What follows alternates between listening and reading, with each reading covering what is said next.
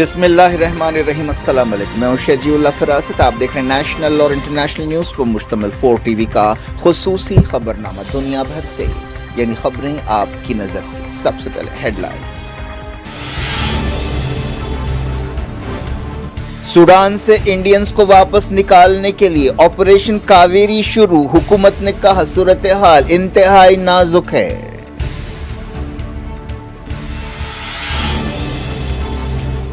France نے 28 ملکوں کے شہریوں کو باہر نکالا، انڈینز بھی شامل، کئی ملک بچانے کی کوششوں میں مصروف۔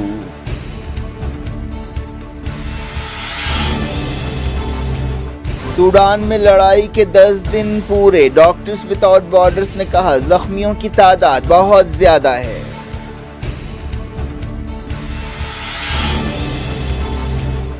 مسلمانوں اور عیسائیوں کے مقدسات پر اسرائیلی حملے، OIC اور عرب لیگ نے کی مذمت، کہا دنیا کارروائی کرے۔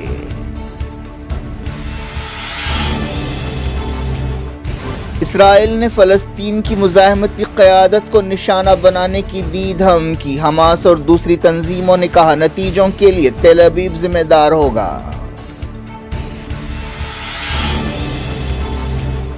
چائنا کے سفیر نے سابق سوویت ریاستوں کے وجود پر اٹھائے سوال، یورپی ملک بھڑک اٹھے، لگزمبرگ میٹنگ میں غور۔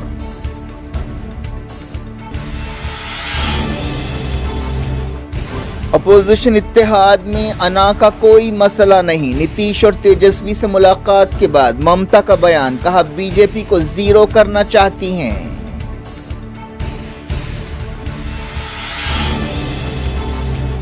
مودی پسماندہ مسلمانوں کی بات کرتے ہیں، امت شاہ ریزرویشن ختم کرنے کا وعدہ کر رہے ہیں، وزیر داخلہ کے بیان پر اسد اویسی کی تنقید۔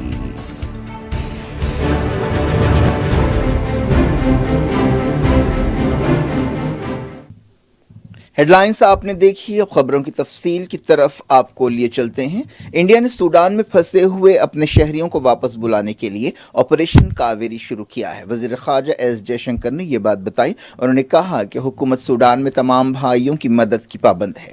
وزیر نے کہا کہ تقریباً 500 انڈینز اب تک سوڈان کی بندرگاہ پہنچ چکے ہیں اور کئی دوسرے انڈینز راستے میں ہیں۔ انہوں نے کہا کہ ہمارے جہاز اور ہوائی جہاز انہیں وطن واپس لانے کے لیے تیار ہیں۔ وزارت خارجہ نے بتایا کہ انڈیا ان کوششوں کے سلسلے میں یونائیٹڈ نیشنز، سعودی عرب، UAE، ایجپٹ، امریکہ اور دوسرے ملکوں کے ساتھ تال میل کے ذریعے کام کر رہا ہے۔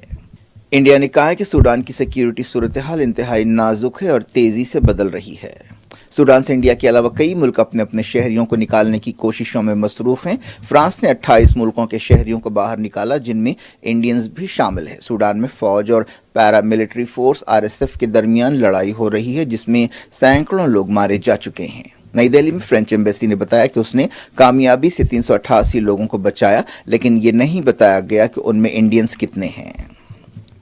سعودی عرب بھی لوگوں کو نکالنے کی کوششوں میں حصہ لے رہا ہے۔ سعودی عرب نے کہا کہ اس نے 66 غیر ملکی شہریوں کو باہر نکالا، جن میں انڈینز بھی شامل ہیں۔ نئی دہلی میں سورسز نے بتایا کہ سعودی عرب نے جن لوگوں کو بچایا ہے ان میں 3 انڈین کرو ممبرز شامل ہیں۔ جنگ سے متاثرہ سوڈان سے سویلینز کو حفاظت کے ساتھ باہر نکالنے کے لیے انڈین گورنمنٹ نے ہنگامی منصوبہ بنایا ہے۔ اس سلسلے میں فوج کے 2 بڑے ٹرانسپورٹ ہوائی جہاز جدہ میں تیار رکھے گئے ہیں اور مڈل ایسٹ کی ایک اہم بندرگاہ پر انڈین نیوی کا ایک جہاز تیار ہے۔ حکومت نے کہا کہ سوڈان میں 3000 سے زیادہ انڈین سٹیزنز کو حفاظت کے ساتھ باہر نکالنا اس کی ترجیح ہے۔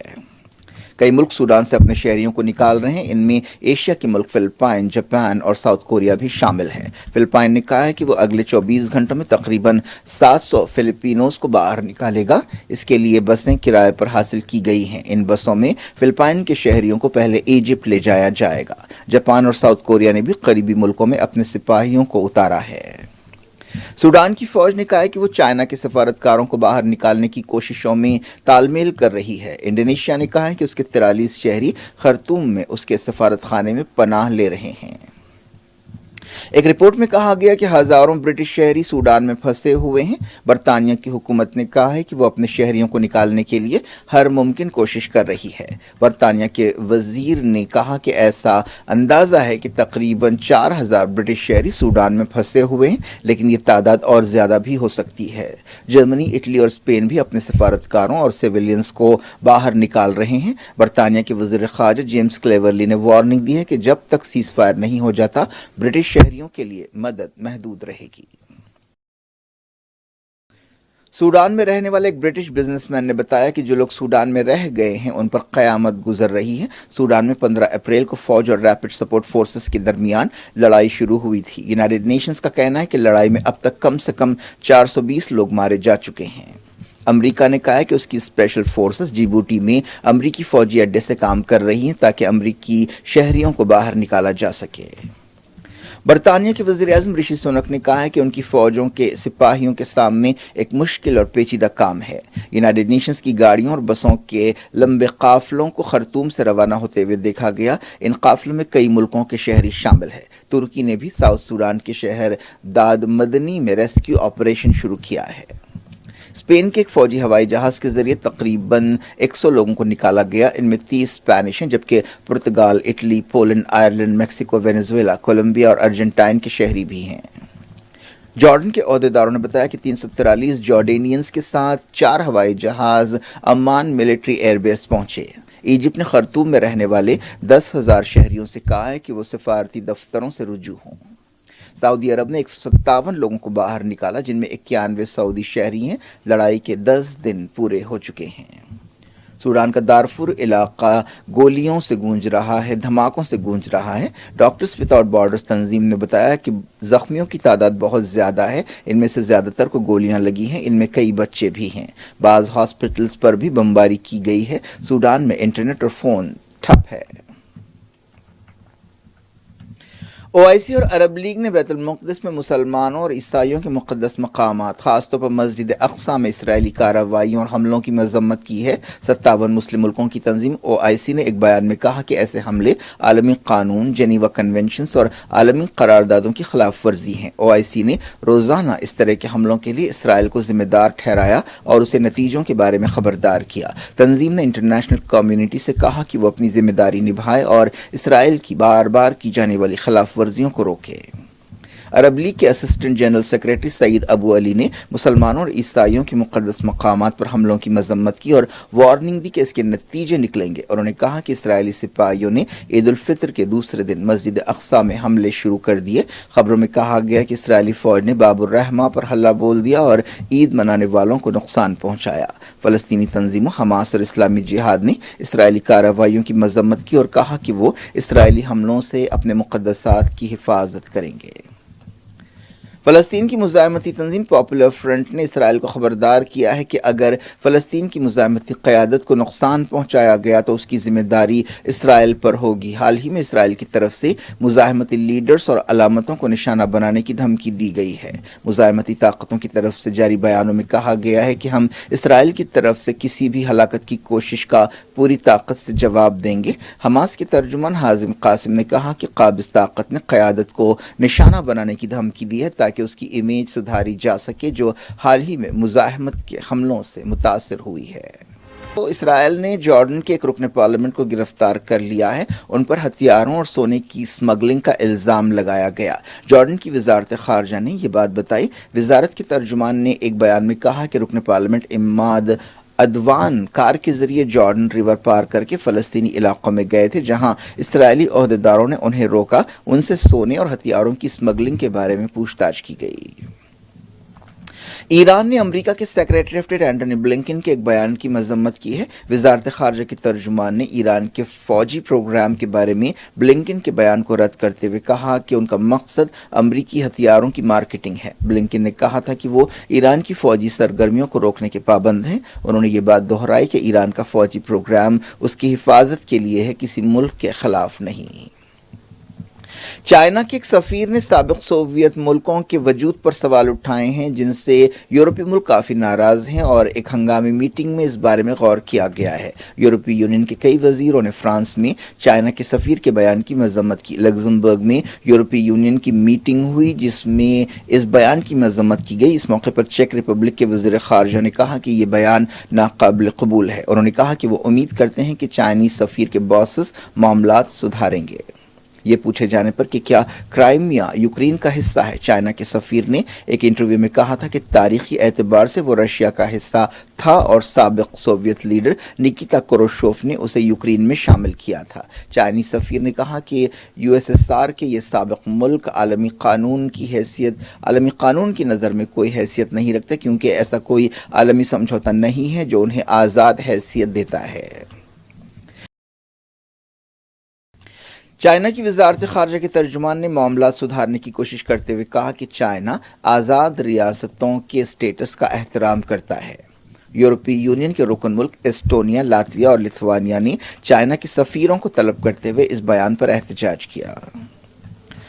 رشیا کے سمندری جہازوں نے پیر کی صبح کرائمیا کی ایک بندرگاہ پر ڈرون حملے کو ناکام بنایا۔ رشیا کی پرائیویٹ آرمی ویگنر کے چیف نے کہا ہے کہ ان کے سپاہی یوکرین کے سپاہیوں کو ہلاک کر دیں گے۔ رشیا نے باخمت شہر میں پیش قدمی کا دعویٰ کیا۔ بنگال کی چیف منسٹر ممتا بنرجی نے بہار کے چیف منسٹر نتیش کمار اور deputy chief minister Tejashwi Yadav سے ملاقات کی اور کہا کہ بی جے پی کے خلاف ایک بڑے اتحاد کے سلسلے میں انا کا کوئی مسئلہ نہیں ہے اور اگلے سال کے الیکشنز میں عوام کا مقابلہ بی جے پی سے ہوگا۔ ممتا نے کہا کہ انہوں نے پہلے بھی کہا تھا کہ اگر تمام ہم خیال اپوزیشن پارٹیاں بڑی لڑائی کے لیے ایک ہوتی ہیں تو انہیں کوئی اعتراض نہیں ہوگا۔ بہار کے لیڈرز کے ساتھ ایک پریس کانفرنس سے خطاب کرتے ہوئے انہوں نے کہا کہ میں نے نتیش کمار سے ایک درخواست کی ہے کہ جے پرکاش نارائن کی تحریک بہار سے شروع ہوئی تھی۔ اگر ہم بہار میں آل پارٹی میٹنگ کریں گے تو ہم فیصلہ کر سکتے ہیں کہ ہمیں اب کہاں جانا ہے، لیکن پہلے ہمیں ایک پیغام دینا چاہیے کہ ہم سب متحد ہیں۔ انہوں نے کہا کہ میں نے ہمیشہ کہا ہے کہ بی جے پی کو زیرو کرنا چاہیے۔ میڈیا کی مدد سے بی جے پی لیڈرز بڑے ہیرو بن گئے ہیں اور روزانہ جھوٹا بیانیاں پھیلا رہے ہیں۔ یہ لوگ جملے کہتے ہیں اور غنڈہ گردی کرتے ہیں۔ ایک سیٹ ایک امیدوار کے بارے میں نتیش کمار کی پارٹی کے فارمولے پر انہوں نے کہا کہ اگر سوچ، نظریہ اور مشن صاف ہو تو کوئی مسئلہ نہیں ہوگا۔ نتیش نے اس موقع پر کہا کہ بات چیت بہت اچھی رہی۔ انہوں نے کہا کہ جو لوگ حکومت میں ہیں وہ صرف پبلسٹی کرتے ہیں، ملک کی ترقی کے لیے کچھ نہیں کیا جا رہا ہے۔ بہار کے چیف منسٹر اپوزیشن کو متحد کرنے کے مشن پر ہیں۔ نتیش کمار اور تیجسوی بعد میں لکھنؤ روانہ ہوئے جہاں وہ سماجوادی پارٹی کے چیف اکھلیش یادو سے ملنے والے ہیں۔ صدر مجلس اسد الدین اویسی نے مرکزی وزیر داخلہ امت شاہ کے ایک بیان پر تنقید کی ہے جس میں انہوں نے کہا تھا کہ اگر تلنگانہ میں بی جے پی حکومت بنتی ہے تو ریاست میں مسلم ریزرویشن ختم کر دیا جائے گا۔ اویسی نے کہا کہ وزیر اعظم نریندر مودی پسماندہ مسلمانوں تک پہنچنے کی بات کرتے ہیں اور امت شاہ ان کے ریزرویشن کو ختم کرنے کا وعدہ کر رہے ہیں۔ حیدرآباد کے رکن پارلیمنٹ نے امت شاہ کو یاد دلایا کہ تلنگانہ میں پسماندہ مسلمانوں کے لیے ریزرویشن ٹھوس ڈیٹا پر مبنی ہے۔ چولہ میں ایک جلسے سے خطاب کرتے ہوئے امت شاہ نے کل مسلم ریزرویشن ختم کرنے کی بات کی تھی۔ اویسی نے کہا کہ اگر امت شاہ کو SC ST اور OBCs کے ساتھ انصاف کے بارے میں واقعی فکر ہے اور وہ سنجیدہ ہیں تو انہیں ریزرویشن پر 50% کی حد ختم کرنے کے لیے دستوری ترمیم کرنی چاہیے۔ بی جے پی کی اور پردھان منتری کی وہ بات بالکل جھوٹ پر بنی تھی، وہ سچائی نہیں تھی اس میں، اس لیے کہ تلنگانہ میں جو ریزرویشن مل رہا ہے BCE کیٹیگری میں وہ مسلمانوں میں جو کاسٹ ہے ان کاسٹ کو مل رہا ہے، اور PS کرشنن کی رپورٹ بنائی گئی، اس کو اس وقت کے آندھرا پردیش کے OBC کمیشن نے اپنی رپورٹ بنائی، اس کو ایکسیپٹ کیا، اور اس کے بعد یہ 4% ریزرویشن مل رہا ہے جس کو سپریم کورٹ کے اسٹے پہ چل رہا ہے۔ تو یہ جھوٹ ہے امت شاہ کا بولنا، جو بھارت کے ہوم منسٹر ہیں۔ ہم ان سے امید یہ کر رہے تھے کہ وہ سچائی کو بیان کریں گے، ان کو یہ سچائی بیان کرنا تھا کہ OBC کمیشن کی رپورٹ میں کاسٹ امانگ دا مسلمز کو یہ ملا ہے، اور اس میں بول دیا گیا کہ یہ کاسٹ اگر ہوں گے تو ان کو 4% ریزرویشن نہیں ملے گا۔ آخر بی جے پی پسماندہ مسلمانوں کی دشمن کیوں ہے؟ आखिर क्यों बीजेपी, अमित शाह और प्रधानमंत्री जो मुसलमानों में पसमानदा मुसलमान जो डॉक्टर, इंजीनियर, स्कूल के टीचर्स बन रहे हैं, नर्सेज बन रहे हैं, स्टेट पब्लिक सर्विस कमीशन में तेलंगाना में जा रहे हैं, उनसे इतनी नफरत क्यों है? बीजेपी इनके डेवलपमेंट के खिलाफ क्यों है? इनके एम्पावरमेंट के खिलाफ क्यों है बीजेपी? और कब तक बीजेपी नेगेटिविटी और नफरत को फैलाएगी? आप क्यों भारत के जो मुसलमानों में जो कास्ट हैं, जो जिनको संविधान के आर्टिकल 15 और 16 के तहत जिनकी सोशल एजुकेशनल बैकवर्डनेस का एक एम्पिरिकल डेटा है, कृष्णन की रिपोर्ट है, ओबीसी कमीशन रिपोर्ट है, फिर उसके बाद सुधीर कमेटी की रिपोर्ट है, फिर तेलंगाना की ओबीसी कमेटी ने उस सुधीर कमेटी रिपोर्ट को लेकर देखा और एक्सेप्ट किया कि यस, मुसलमानों के सोशल एजुकेशनल बैकवर्डनेस का एक एम्पिरिकल डेटा है। आप क्यों उसके खिलाफ हैं? क्यों आप मुसलमानों को तरक्की करना से देखना नहीं चाहते? क्या कुछ हो रहा है आपकी दुनिया में? आखिर में हेडलाइंस दुनिया भर से एक बार फिर देखते हैं। सूडान से इंडियंस को वापस निकालने के लिए ऑपरेशन कावेरी शुरू। हुकूमत ने कहा सूरत हाल इंतहाई नाजुक है।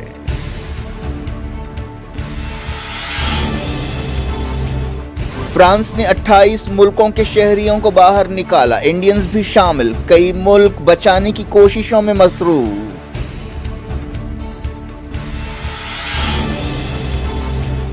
सूडान में लड़ाई के 10 दिन पूरे। डॉक्टर्स विदाउट बॉर्डर्स ने कहा जख्मियों की तादाद बहुत ज्यादा है।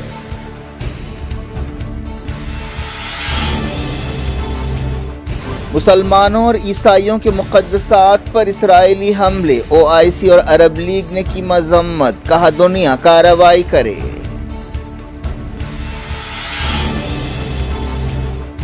इसराइल ने फ़लस्तीन की मुज़ाहमती क़यादत को निशाना बनाने की दी धमकी। हमास और दूसरी तंजीमों ने कहा नतीजों के लिए तेल अवीव जिम्मेदार होगा।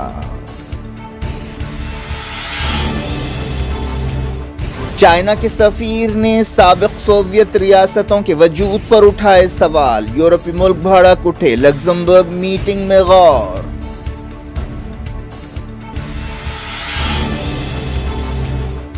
अपोजिशन इत्तेहाद में अना का कोई मसला नहीं। नीतीश और तेजस्वी से मुलाकात के बाद ममता का बयान, कहा बीजेपी को जीरो करना चाहती हैं।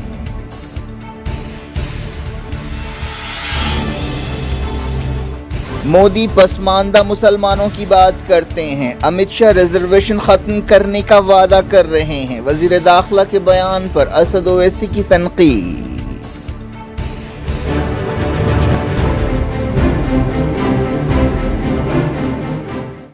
ये थी आज की खबरें। अब शेड्यूल अफरासत को दें इजाज़त और अपना बेहद ख्याल रखें। अल्लाह हाफ़िज़।